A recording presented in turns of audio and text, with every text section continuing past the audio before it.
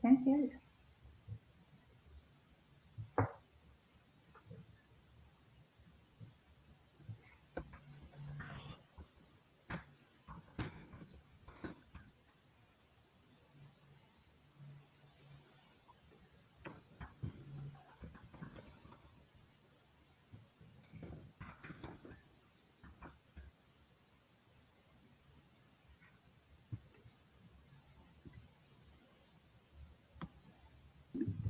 Phillip, you're muted.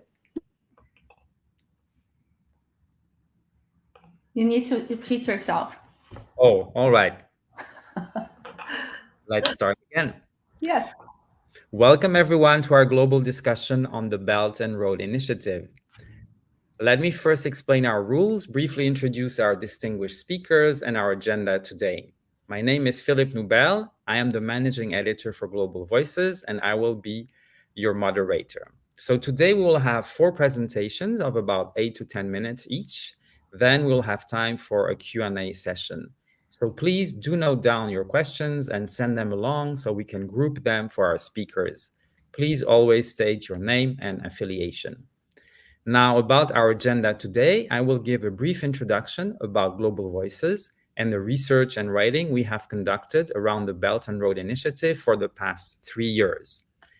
Next, we will give the floor to Niva Yao. She's a non-resident fellow with the Atlantic Council's Global China Hub. Her research work focuses on China-Central Asia relations and China's new overseas security management infrastructures and initiatives. She will be discussing Central Asia perception of the BRI. Then we will invite Zhang Jinjing. She's a prominent Chinese environmental lawyer, the founder of the Center for Transnational Environmental Accountability, and a lecturer in law at the University of Maryland School of Law. Zhang has won several milestone environmental litigation cases in the Chinese courts and was called China's Erin Brockovich. She's now working on transnational environmental and climate lawsuits to ensure Chinese companies under China's BRI initiative comply with environmental laws. She will talk about Chinese investment that has caused environmental and human rights impact in Africa. Finally, we will invite Vivian Wu. Wu is an award-winning journalist and media entrepreneur. She's currently CEO and co-founder of Mighty Voice LLC, based in New York, after 4 years of serving as BBC Chinese news editor and head of the BBC Bureau in Hong Kong. Vivian has also worked at Initium Media, South China Morning Post, and CCTV. She will share how independent voices inside and outside mainland China view the BRI from a geopolitical, cultural, and economic perspective. So welcome, Vivian, Niva, and Jinjing. And now if I can ask my colleague to put the first presentation, which will be a kind of introduction about Global Voices. We want to share with you basically how we have been deconstructing global narratives around the Belt and Road Initiative. Next slide, please. So very briefly, I'll just give you an introduction if you're not familiar with Global Voices. The second part will be how precisely we were able to deconstruct those narratives. Finally, give an example of 3 large regions following a series of webinars we had earlier this month, and then announcing what is next. So next slide, please. So very quickly, for those of you unfamiliar with Global Voices, we've been around since 2004. And our really sort of initial thought was when blogging was all the rage, the world is talking, are you listening? We are a nonprofit community-based media in 40 languages, and we focus mostly on human rights, freedom of expression, digital rights, and diversity of identities. What do? We do many things at Global Voices. We write articles, we conduct research, we organize online events, as today. We also translate a lot. We establish partnerships with media outlets in many languages. We mentor people, and of course, we maintain a global community.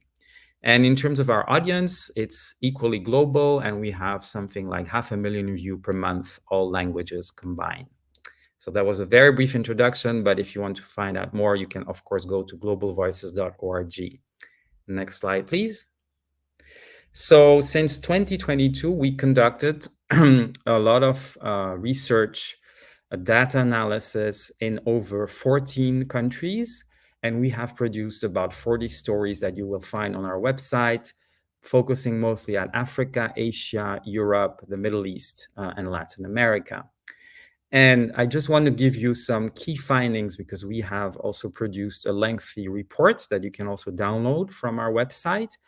But to sort of start our conversation today, some of the interesting findings that I'm sure our distinguished speakers will be also discussing is that, for example, the power of local narratives is a real thing. And so in terms of pushback against the BRI, it's really important to look at what the local societies or segments of local societies are doing and saying. And it's quite interesting to see that they do have this pushback against certain BRI projects.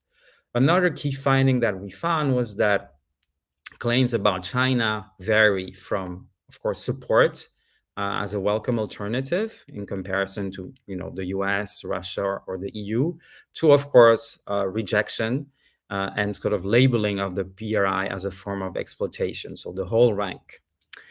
Another key finding that we have discovered is that elite capture is a very popular tool for BRI strategies and initiatives, showing that, of course, corruption is shared on both sides. And I'm sure we'll talk also about China's demonization in a lot of situations.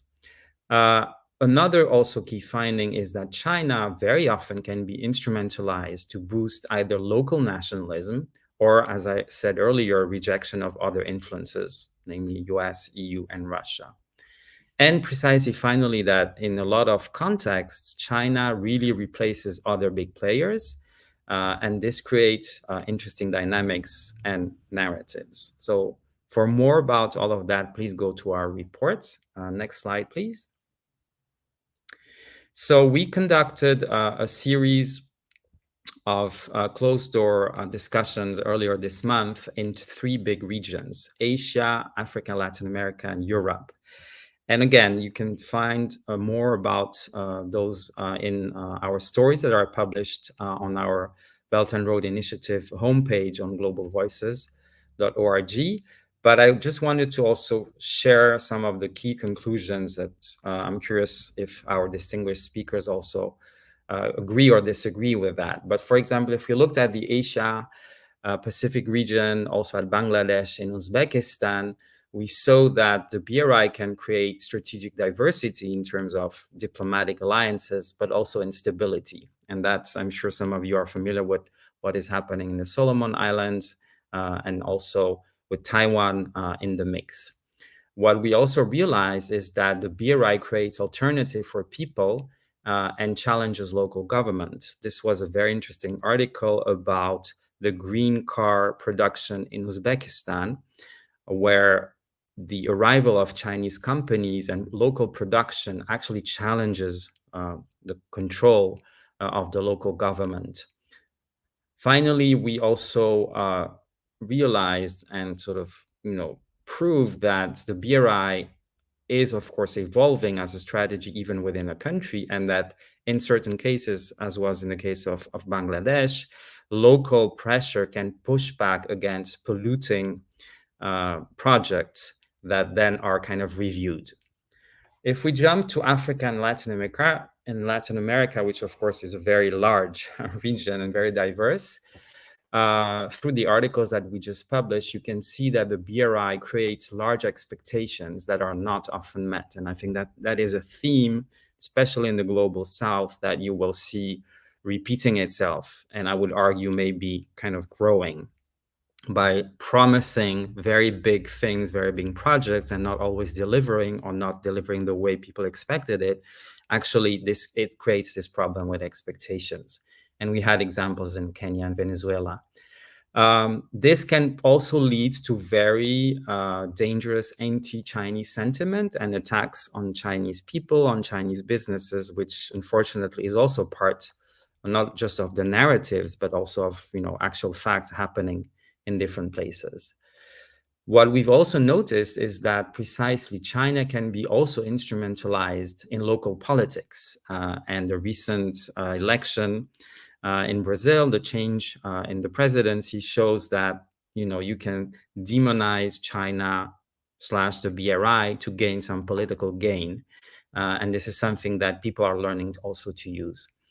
And finally, that BRI shifts to directly financing Chinese companies instead of investing in local companies. This is, for example, the case in many places in Latin America. Finally, we looked at Europe. We have 3 very interesting examples of Albania, the Czech Republic, and Turkey. Those who are familiar with Chinese history know that Albania plays a very special role as a very strong friend in the past, in the 70s. But it's quite interesting to see that today, the BRI has actually the least success in the Balkans, precisely in Albania, whereas in North Macedonia and Serbia, it's much more successful. So that's quite interesting. And it really depends precisely whether the local elites buy in the BRI, or if there is a political change, which we just experienced also here in the Czech Republic. The BRI thus creates sometimes its own opponent because there is a fear of the debt trap.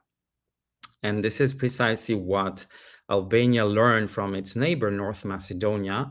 There is a road construction project that didn't go very well. You can find the details in our article, but it's also important to see that people also look in their region on how the BRI fails or succeeds in achieving what it promised. And finally, we also noticed, at least in Europe, that telecommunication efforts ran very much into a wall for Chinese companies. So again, you can find all the details in our stories on our homepage. Next slide, please. So with this, I will finish my short introduction. You have here a link to our homepage where we have all the stories, our report. We also want to mention that we partner with China Index to measure Beijing's impact across the globe, a very good resource. And if you're interested in collaborating with us, writing stories, organizing events, please contact me at this email address. Thank you very much. And with this, I will give the floor to Niva. Thanks, Philip. And thank you so much, actually, for organizing this event, because the Belt and Road Initiative was actually what brought me to Central Asia, I want to say 4 or 5 years ago, because one of my first research was about the Belt and Road Initiative in Central Asia and what has China exactly done in the region. But today, without actually going into talking about the projects, what I really want to talk about today is the perception of the Belt and Road Initiative in Central Asia. Because, BRI as a project itself runs in a lot of different sectors, and it's, very hard to, talk about it in 10 minutes. But what I can talk about in 10 minutes is the local perception, the regional perception of the BRI, and how, how this might change moving forward. Now, keeping in mind that Central Asia is a very young and new region that have just, became independent in 1991. There's a lot of Soviet legacy and context to the region's outlook on China. What I mean by that is during the Sino-Soviet split, there is a lot of rumors and a lot of propaganda that concerns China. And a lot of people actually still remember those propaganda, from the older generations that passed down to, the younger generations today. So these could be songs, these could be poems, and even like postcards and like images that are about, the Chinese people. So when the region became independent, that legacy passed on, to how they perceive China. And despite the fact that, in the 2000s specifically, China, developed a lot, people had a very vague idea of what China is. And a lot of it is like based on guesses and rumors because there's not a lot of exchange, right? Even today, the level of exchange that this region has with China is nowhere near East Asia proper and like Southeast Asia, for example. So in the past 20-30 years, the PRC tried extremely hard to create this positive imagery of itself, almost from nothing and almost from a foundation that is already quite negative. So China tried very hard to find narratives that would be foundational to strong bilateral relations. And first, it was the idea of the Silk Road. So the Silk Road was an idea that a high-level Chinese delegation brought over here in 1994, alongside with a lot of Chinese business people, where basically that narrative was, was received quite well locally by local politicians who, in at the time when they are looking for their own identity away from Soviet legacy, away from Russia, the Silk Road narrative was something that was quite, it really resonated with the local politicians because they can say that, the Silk Road will bring back the prosperity of Central Asia. But of course, part of that narrative was also the idea that, you cannot have a Silk Road without China, right? So that also, was the beginning of how, China was, successfully building these sort of foundational narratives to strong bilateral relations. But then when the Belt and Road Initiative came in 2013, first it was announced in Kazakhstan, right? That created like the next level of waves that it was, unlike the Silk Road. So people still talk about the Silk Road. And you can see like Silk Road in a lot of things, in restaurants, in shops, shopping malls, clothing brand. And, but the Silk Road is not as much Chinese as, the Belt and Road Initiative. Particularly because back then it was called One Belt, One Road. And for a lot of people, it sounds like a Chinese phrase. Like One Belt, One Road is like very Chinese to people because it's cut into 4 words, right? So, and people are very excited about it. Like that was the first imagery of China that actually became very successful in the region, that helped China create this, positive connotation of itself. And people's imagery was that, it would bring like billions of dollars into the region, into the infrastructure. And even today, if you go ask people, what do they think about BRI? They will say, that's good for Central Asia because it means that China is bringing money. And you will see a lot of media reports or academic papers from Central Asia when they're writing about China, that they always mention BRI as Chinese interest or as like Chinese engagement. When BRI came here in 2013, it kind of just took over all of the Silk Road narrative. It took off like it's almost like it became a very trendy subject. Like the average businessman would have to somehow know something about the BRI or have to work the BRI into the conversation. Is a very it was very successful.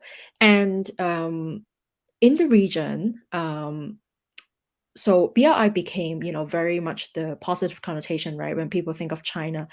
But all of this was very much based on the regular announcements of new economic projects. So BRI, whenever it would come to the news, is because something was signed.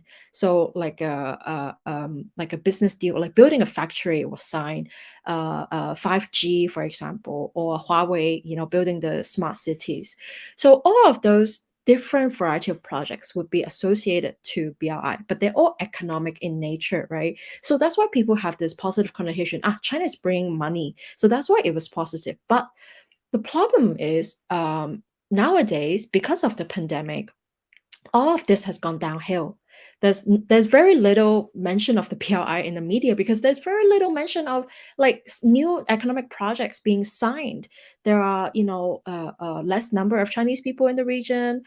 There are less Chinese delegations coming to the region, and because of that, people are not so much talking about the BRI anymore. It's less of the hype is almost is a bit it's a bit been going away, and this combined with the fact that the the way that China positions itself with Russia over the war in Ukraine has given a lot of people in Eurasia and including Central Asia a wake up call of how China really is as a foreign actor.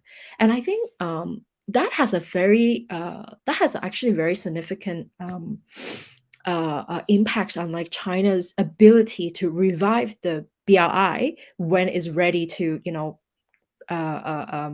open new projects again, because China is going to find itself in a region where people are very skeptical of Chinese interests, because the regular people in Eurasia every day, every week, they're still keeping up with what's going on in Ukraine. And the way that China sides with Russia, even until today, is a very I think is the biggest wake up call for the region. So for Central Asia, that is basically one of the first gateway of BRI.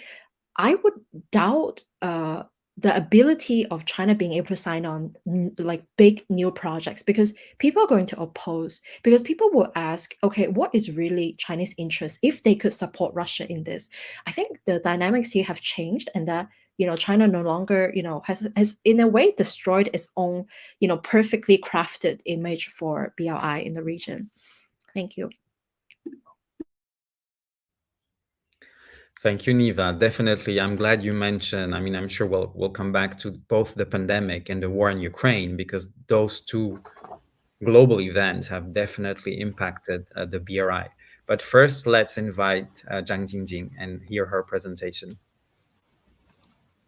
Hello, hi.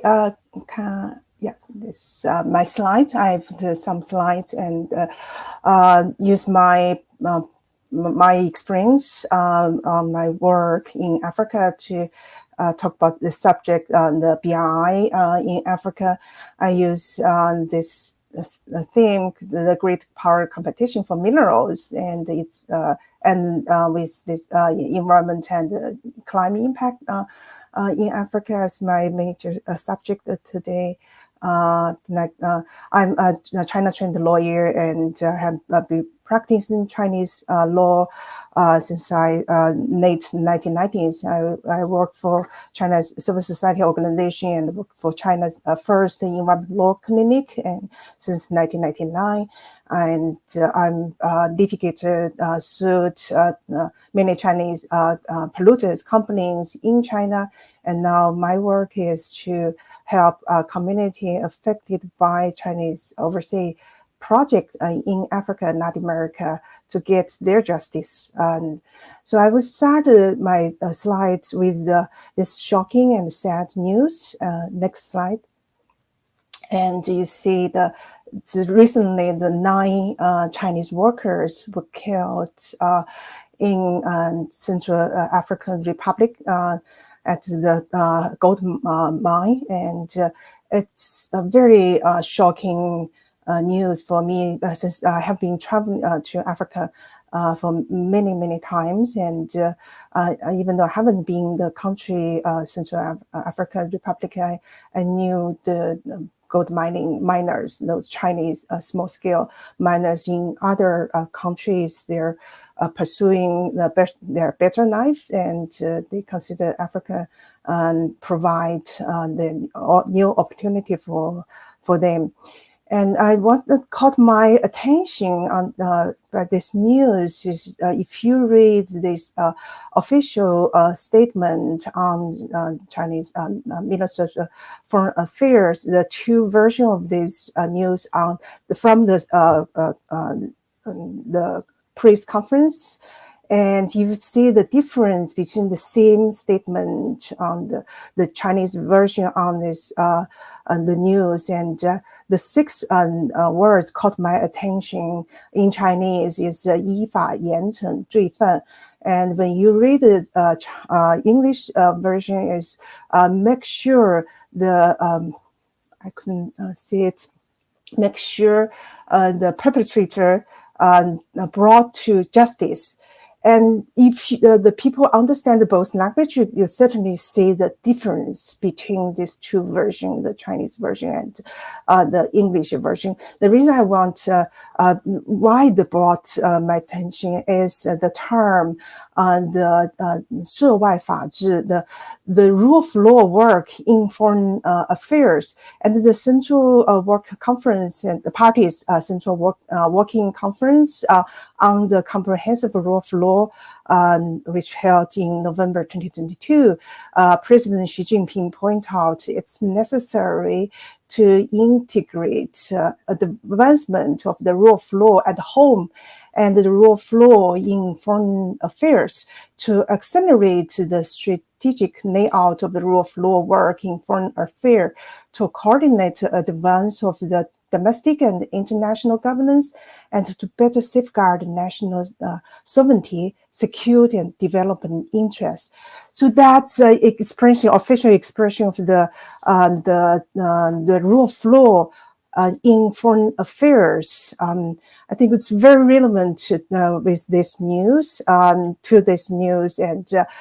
it's a lot of different subject, the rule of law issue. I won't go deeper, but that because this news, sad news happening in Africa, where I have been working and traveling recent years. So I want to start from this point, the China's influence in Africa and the implication on the rule of law at home in China and in Africa. So next slide, please. And it's also because the issue around the gold mining in Africa made me re-examine the 2 books I read when I started my work in Africa. As I said, I was litigating in China, and I moved out. I left China, and I started my work tracing and monitoring Chinese overseas investment in Latin America and Africa. And before I took my first trip in 2015 to Africa, I read these 2 books, and The Dragon's Gift and China's Second Continent. The Dragon's Gift was written by Professor Deborah Brettigam, who runs a research project at Johns Hopkins. And French Harvard is the author of the second book, China's Second Continent. He was a journalist based in Shanghai, and he traveled to Africa. So these 2 books and give me the information, the knowledge before I took my first trip in 2015 to Nairobi, Kenya. And the message, I want to use these 2 books to show the image of China in Africa from the Dragon's Gift. Definitely, China has been considered the country provide this what we so-called the win-win win-win condition to Africa. It's a very positive image about China in Africa. And China's Second Continent, this book gives a mutual description of how Chinese individuals were pursuing their they consider better opportunities in this continent, and it also gave the picture about this this group of the individuals. They're not driven by the Belt Road Initiative. They are just driven by their idea to pursue the better lives, better opportunity in Africa. So you see the Belt Road Initiative is just a large subject, and many things could put in it, but many players, many Chinese citizens and small business owners and other stakeholders from China are not driven by this initiative. they went to Africa for their own, on their own will and for their own interests. So I want just this very my own understanding of where I came from when I started my work there. I will go next slide. So using my own example to show how China's influence, not only BRI, as I said, the China's different players from China, include me as a Chinese individual and Chinese civil society practitioner and lawyers. I'm working in Africa to pursue my value and to protect the environment. I started the trip in 2015, and I want to show this small-scale gold mining I visited in Ghana in 2017.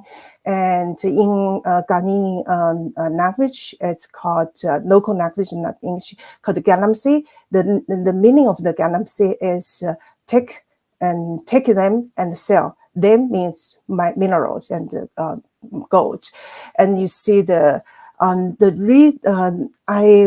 I saw the news on the gold mining in Central African Republic, it really connect me with this trip. When I was there, I met quite a lot of Chinese miners and their families, and I interviewed them. And this is a place in the middle of nowhere, and it's in the center of the forest, and I was standing on the water bank. You see, there are about 5,000 small-scale gold miners from China in Ghana by the time I visited there. And the issue around those illegal and some are legal miners in that country is they're not complying with Ghanaian laws, and they brought large equipment to this small-scale gold mine, and it caused a lot of environment and social impact in Ghana, and certainly the people, local people and the society didn't like those activity brought by the Chinese small-scale miners. So next slide. So after many trips, I have traveled to many countries, and all those countries I have been traveled and working, share the same common thing. They have rich minerals, and say this. I was standing on this mining road, and this mining road led to connect the bauxite mine with the port, and all the bauxite mine ores from this mine was sent back to China. So the next slide, please. So that I want to bring the main subject, the competition for minerals in Africa. The great power competition, I could, if I can, brought this subject, the great power competition for minerals. And Africa is rich in minerals, and the mineral is critical for our energy transition, for our combat against climate change. And that's the reason you see the competition in this continent. For China, China is certainly winning this law over the minerals, and China has provided this resource-backed infrastructure deal, and China has signed the deals with some of this country I mentioned here with rich natural resource, starting from Angola, which is the deal is on the oil, and DRC, of course, we all know cobalt and copper. And then the new countries joining this group is Guinea and Ghana, and provide bauxite to China. Then other countries sign similar deals with China. The structure of this kind of infrastructure for natural resource deal is China provide loans to build infrastructure projects, include the bridge, then the road, and the hospitals. And in return, the country, African nation, provide minerals in return. So that is the main structure. They're very complicated design under this one deal. Their loan agreement and the cooperation agreement and their infrastructure build agreement and mining license, all in this one package. And the minerals, as I mentioned, the copper, cobalt, lithium, nickel, rare earth elements are critical for our energy transition because we need a hardware, battery need hardware, and solar panel need use minerals to build. And those minerals are critical for our energy transition. Next slide, please. And I want to show the picture why I'm indicating China is winning this. No. Look at the China is dominating in mineral world on all fronts, mining, refining, and produce advanced technology. And look at the capacity of the mine, the copper mine, and the copper refineries. You can tell that is one example showing China has building this capacity to mine and refine the critical minerals, which giving this winning position for China in this competition, great power competition. And that shows how critical African to China. Next slide. Zhang Jinjing, can I ask you to wrap in 1 minute? Okay, yeah, I only have these 2 slides. So that is one indicating show how China take African serious. And China last year, the youngest state or central government owned company was built called the China Mineral Resource Group Limited. And it's among the 98 central government-owned enterprise directly controlled by the central government. And the target is a mineral in target asset is a minerals in Africa. Last night. And of course, you see all those competition, the great competition in on minerals in Africa cause severe environmental climate impact. I won't go deeper, but I just leave this. We can talk more in depth during the Q&A. All right, thank you very much, Zhang Jinjing. Before I invite Vivian, just want to remind our audience, please feel free to send your questions. We will definitely group them and we'll have time for answers. So you can start sending questions right now. Thank you. And now I'm giving the floor to Vivian Wu. Thank you, Phillip. Great to be here.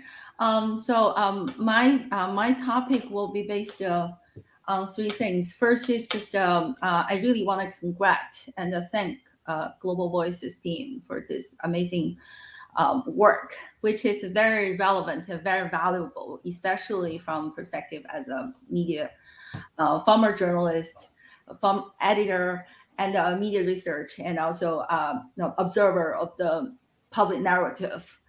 So I first want to just to sum up my view of this Global Voices BRI project. I think it's a very comprehensive view, and it's a good factual and a fair presentation. When I see this, I want to highlight especially the huge database which you make available on the Airtable. Actually, honestly, I spent a whole day yesterday digging in your database, and I feel thrilled. I'm thinking if journalists, journalism school, and the media professors, they can take some time and really dig into the narratives you make available in the database, they will find a lot of good takeaway knowledge. Also, I want to emphasize the diversity of the sources you make available and the diversity of the database, the diversity of the resources of your data. We all know that if you just focus on the public official narrative,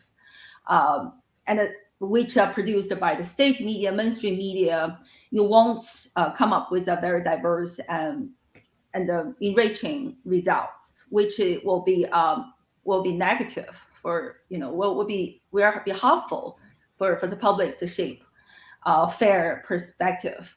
But you provide a pool of social media content, also mainstream narrative, and a lot of close-up interviews, and you try to give interpretation, which is great. So I want to emphasize that.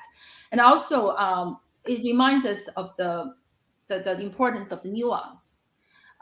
We can go deeper, but when we say nuance, it's really about the subtlety, clarity, and also the elaborative narrative that's becoming more and more necessary on both ends. When I say both ends, it's meaning the producers of the content, but also the receivers of the content.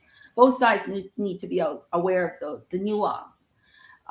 Okay, so next, okay, the last comment on your project is I find many of your results echo the general perception that shared among Chinese liberals.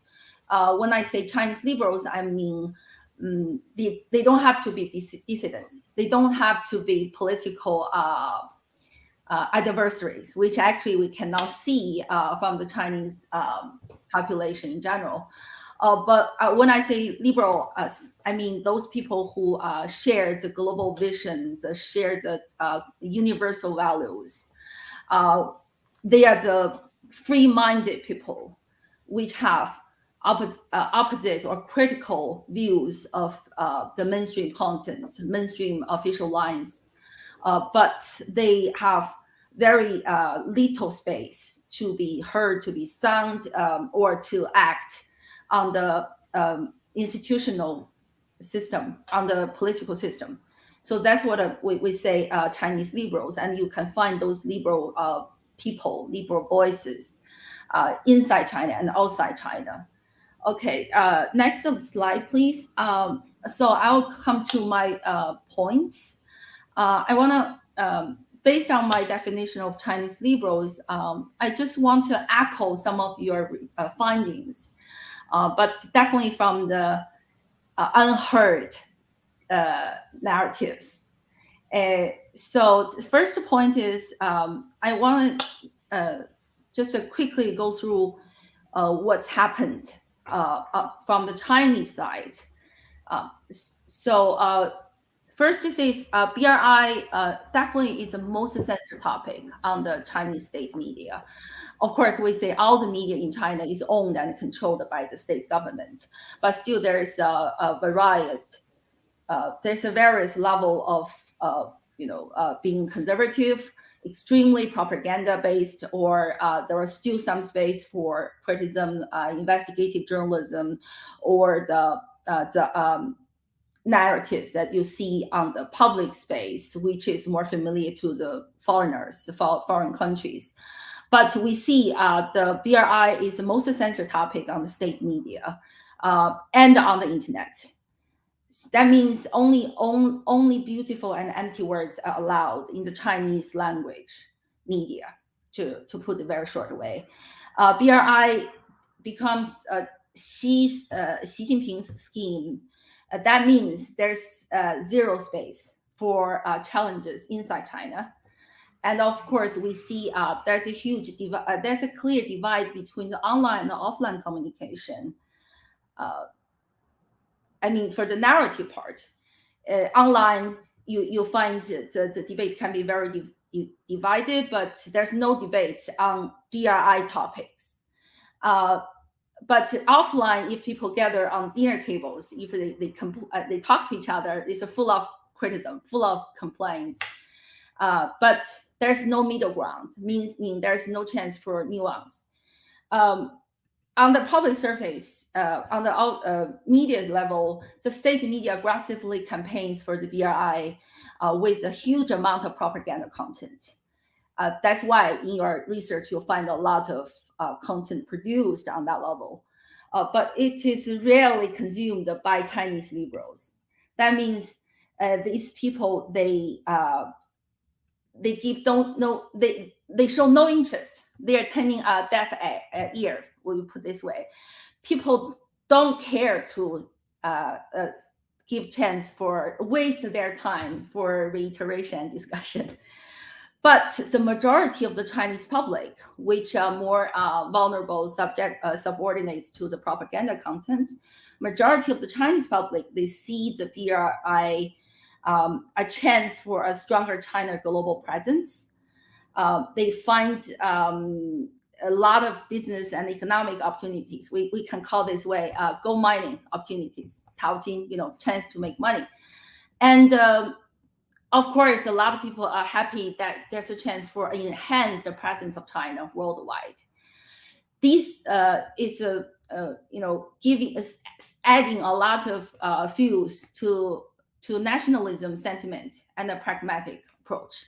People say it's necessary, just shut up and make money. But this leads to a spiral of silence among the liberals. They find they find that there's no chance for true dissent and criticism, and the liberals find a sense of isolation, and they tend to choose stay on the cynicism. And but for us, for our observers or the foreign world, you find it is difficult to determine the true perceptions of the Chinese people towards BRI. And also there's limited access to uncensored information and opinions, especially in the Chinese language, which is very different from what you find outside China or in other languages. But still there is likeness. Opinions are diverse and complex on specific cases, on different geopolitical topics. Next slide, please. I want to quickly go through the timeline. What we see in the progress, what we see in the timeline sense, what's happened during the past 10 years. Actually, it's just 10 years. Oh God, it's scary. So we see 2013. That's a time that this BRI One Belt One Road in Chinese 一带一路, 一带一路 narrative is and as a scheme they launched 10 years ago, and immediately we see aggressive propaganda campaign. This echoes your finding too, and we see there's a rise in deliberate campaign to fry up nationalism sentiment, and the use of instrumentalized propaganda mechanism. I want to emphasize this instrumentalization of the propaganda efforts. We see there's a synergy between overseas and domestic media manipulation. And as amount of the manipulative content you see on the Chinese content, on the Chinese side, actually, more you can imagine, right? But there's no space for investigative and critical journalism in the Chinese language. Secondly, there's a so-called warrior wolf diplomacy, 战狼外交. This concept is also it's tangible. It's tangible in Chinese language too. But there's different perspectives about this diplomatic action. Social countries, foreign countries and societies hear the narrative as receivers. Chinese liberals view themselves as victims who are subject to the propaganda content and its impact. This is different from the majority of the Chinese audience. And the narrative style used by the Chinese liberals to express, then they become mockery and criticism with implicated messages. Mockery and implicative messages, meaning they can try to avoid the censorship and the risk is brought to the personal level. The only chance for people to express criticism or disagreement is on the dining tables, but the COVID make it very difficult for people to get together. So there's absence of open discussion, professional scrutiny, and fair reviews of the cases. Our speakers have mentioned, or other cases you brought to the public. your proposal. So next slide, please. I'll try to wrap up in 2 minutes. I still have 2 minutes. Yeah. Okay. So I want to emphasize the overseas Chinese liberals. When we say overseas, that means Chinese people who live outside China but still keep the ties and bonds with their families, relatives, their business opportunities. So these people, they share a very divided sentiment. They often sway between nationalism sentiment, which are shared by their relatives and families and friends inside China. But they also feel kind of embarrassment, and somehow they are sarcastic about the negative impacts, because these overseas Chinese, they are more close, they're more they have more access to the criticism, to the pushback from outside community. But because there's chance to benefit from business opportunities, they take this pragmatic approach. And there's no limit, there's little space for them to convey the real sound of criticism back to China or back to their home communities or their business partner who work in the state-owned enterprises inside China. And the self-censorship is very common among overseas Chinese liberals, even though they all use social media tools like WeChat, Weibo, whatever you name them in Chinese, are very popular. They took a little action to smuggle, to move this information back to China behind the Great Firewall. I want to remind you, there's still a blockade, Great Firewall, which means all the media you quote cannot be accessible to majority of the Chinese people. And of course, this creates a deeper sense of isolation among the Chinese liberals. So what are the true perceptions? They see one BRI as a just China going out scheme. How people find this just a case to be joked about. Half people find the business opportunities. On the business end, they see Xi Jinping's ambition to go abroad has a strong geopolitical scheme, but still also try to just satisfy his dream to make China great again, and change the rule of the global market.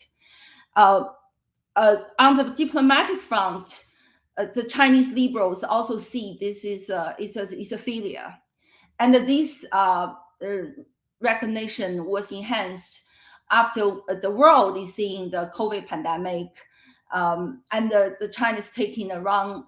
Chinese liberals find China is taking wrong side with Russia, which also goes leads to a very negative image about China overseas. Chinese liberals are very aware of these consequences, but still there's no chance to push back.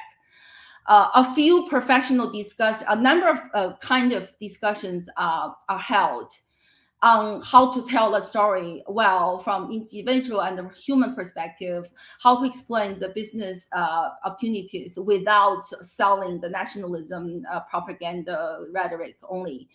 But still, no chance due to the censorship, which is a cliche and a repetitive concept. But I still want to emphasize the huge information vacuum and the little access to criticism, even in Chinese language, even though they are the creators of the content. Okay, I'll stop here.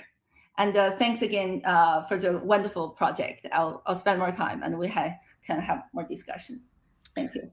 Thank you, Vivian. So this is time for questions. I'm sure we could go on for probably the next 5 hours, because all of you have brought very interesting questions and also perspectives. And I'm really glad that precisely we have the sort of global Chinese view on this topic, because as you pointed out, Vivian, this voice of diversity, and especially the keyword is really nuance, is rarely heard, seen, and even translated. And so my question to start to the three of you is, I'm sure that including our audience are aware that there is a shift in the terms we no longer say BRI, it seems we're now moving to the global security initiative, the global development initiative, the global civilization initiative, whatever that means. But I'm wondering if all of you could, and each of you could sort of comment on this shift and what does it actually mean, this change of word, because obviously there's something behind that. So whoever wants to start. If I can just very quickly start, I think it relates to, I think at the end of my small presentation just now was talking about how already because of the pandemic, China is not signing big infrastructure projects anymore. There's the economy is on the downturn. I think in the meantime, when China is no longer able to commit to a 5 billion project here or there, 10 billion project here or there, 20 billion loans to this country, another billion loan to that country, in an environment where China is no longer able to do this so freely, focuses on security. We already see that there are a lot more cooperations being signed in the security sphere, a lot of talks being held in the security sphere. Whether or not this means that China as a foreign actor has taken a turn away from the economic front, I think time will tell. But at least from this early trend, we're seeing that China is not as interested as before, in committing with the economic project. So I really want to see what other speakers think as well.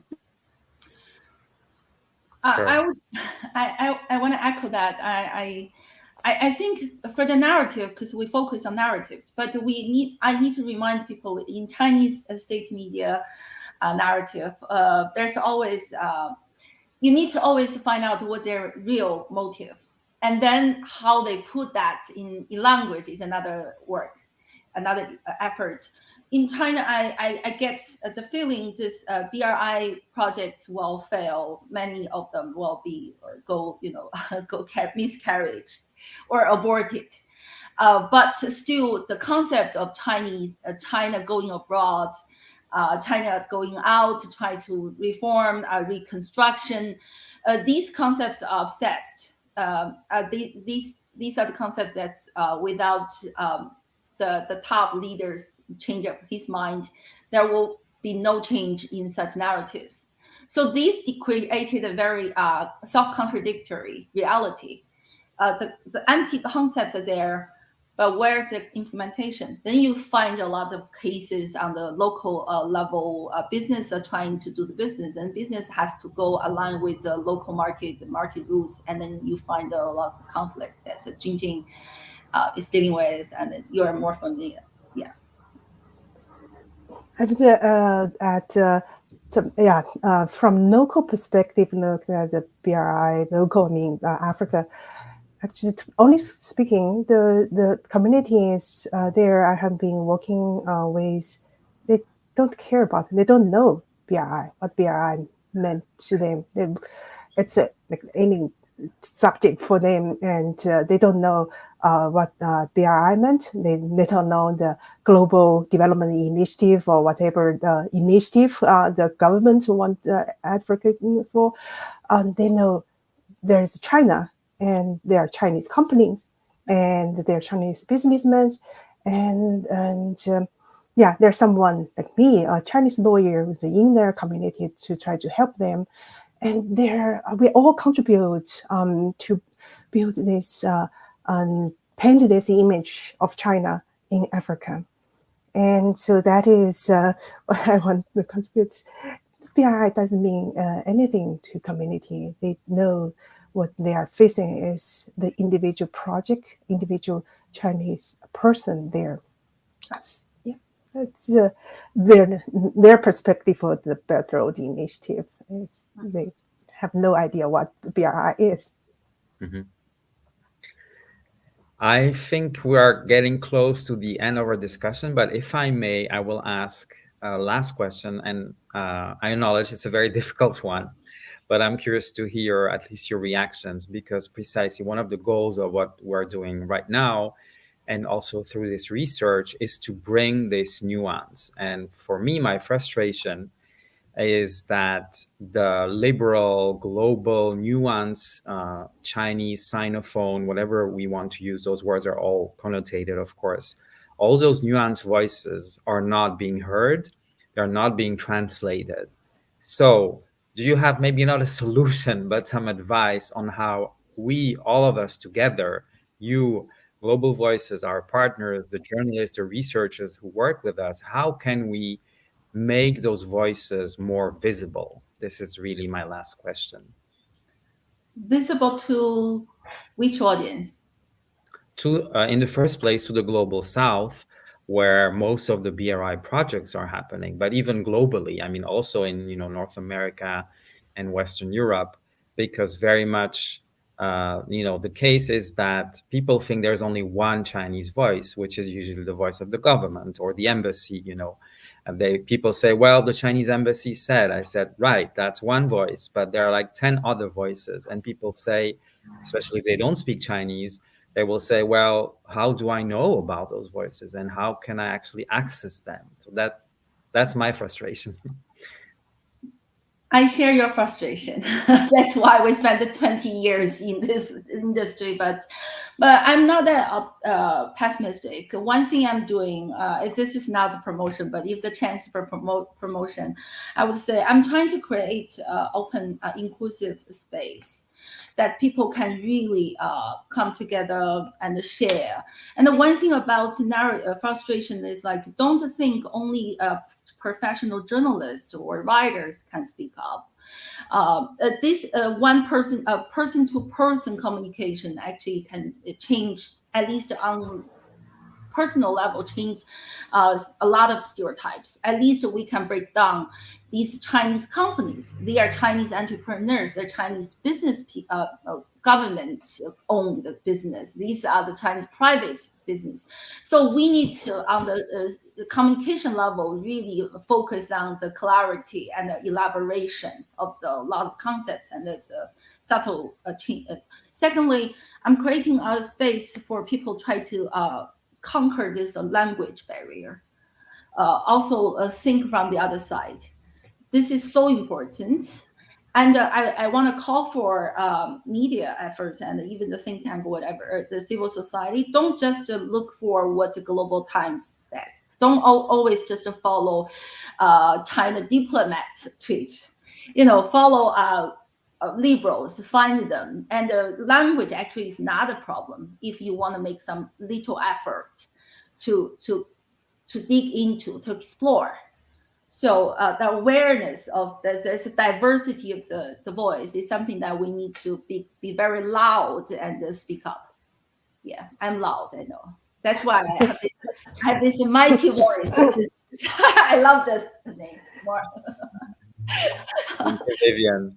Jinjing, what you think, especially because you travel and you meet people in the field, I'm sure you must have some interesting insights. Yeah, I think there are a couple of things we can do as we should build this space or broaden this space of the only share the truth and true information. First, civil society organizations, and we I am still I consider I am part of this Chinese civil society, and we have had I think a very successful environmental movement within China, and the civil society group have developed their capacity and work on the internal the pollution issue. And I think that the group of the civil society organizations still have this responsibility and to broaden their horizon and move, even though we know the space is so difficult and China is still surrounded by the Great Firewall, but try the effort break through these barriers, and civil society organizations have the responsibility to do the work and bring the truth and the fact back to China. We know it's hard, but that is needed. We need to achieve that goal, set up that as a goal. When Chinese business companies are going out and go global, Chinese civil society organizations also need to go out, go global. That is my my expectation, my hope. And second is the scholars, academic community. They need to stick to their core value, telling the truth, and don't sacrifice, compromise their core values. We all know it's difficult, but the more difficult, the more that values is. And the last, I think, the space built by the what Vivian taught the Chinese outside China, and we have large group of the Chinese people, no matter the citizens or non-citizens, we still have a strong ties. We are a home country, and we have a more access to the information and truth, and our own responsibility. So that the space, we need to build this space among us, the people, Chinese outside China. And so that three space or three target groups, I hope we can encourage them or us ourselves to voice the truth and the fact, bring the fact back to China. Thank you, Jinjing. Niva? I think there's a lot of demand actually in the global south, actually not just in the global south, but in the west, or anywhere that's outside of China, to actually, people want to know what the average Chinese are thinking.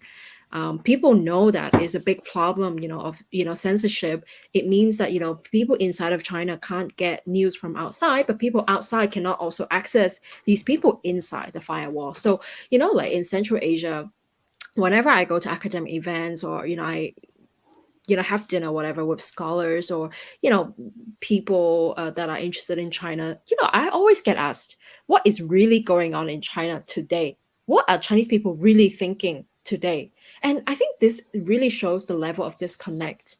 And I think this is it's a very big problem, and it's very hard to break it down. I think what Vivian suggested is a good starting point. There are already a lot of social media accounts where we can have access to what people are commenting on Weibo or whatever. I mean, they get deleted, but they get screenshotted, and then we can see them, right? I think that's a good starting point. But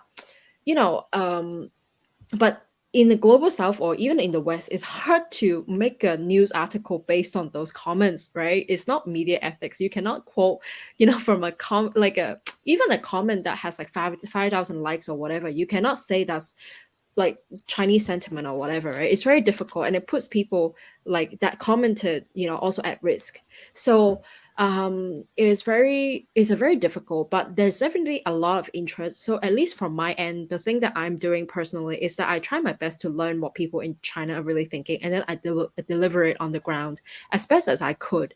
Being in the overseas Chinese community space, I think this is the real only space that people outside of China actually still get to know what's going on in China, but it's a very small space. Right. Yeah. Just to add to your frustration and inspiration, I think one problem of the media nowadays is everything people see. There's effort to institutionalize and instrumental, but actually institutionalize mean what? Meaning both the content creators are getting lazy, and the receivers, audience are getting lazy too. So one first thing is like remove all those glory titles and your blind trust on the institutions, and really talk to the different variety of sources. It's don't just trust state media. If you know state media is doing the propaganda, why don't you go for variety of sources? This is a wake up call, I think, for the whole world. It's like, don't just listen to the cliche and the stereotypes, and you're part of the cliche. You're part of the lazy institution. I'm referring to everyone, So there's a awareness just to jump out of this comfort zone and really just say, is this safe, or it's just only for money? Ask yourself and make actual efforts to be authentic. Yeah, this is important. You all know what I'm saying. Thank you. Thank you all. Unfortunately, we're coming at the end of our time. I want to first, of course, thank Zhang Jinjing, Niva Yao, Vivian Wu for this wonderful conversation. Also, my colleague Georgia in the back. Also want to mention that we will continue the work that we're doing, and precisely the last topic we discussed, this is precisely what we're trying to bring. Because if you look at what we call the CMO, the Civic Media Observatory, and all the stories we published on the BRI, but also on other global topics, and to go back to your point, Niva, we want to precisely represent the diversity of voices. And in contexts like China, but it's not the only context, precisely what specific people say in social media, and sometimes it's also coded, not just in language, but also in cultural references. So our effort is to precisely to unpack and to say, we're not saying this person is right or wrong, but we're saying this is an alternative, a different voice. And you need to know that Chinese society, to take this example, is extremely fragmented, divided, diverse. People also change. They learn, new things happen.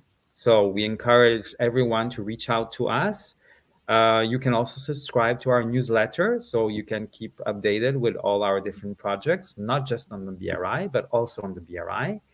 And with this, I want to thank everyone, our audience as well, and let's get connected and continue the good work. Thank you so much.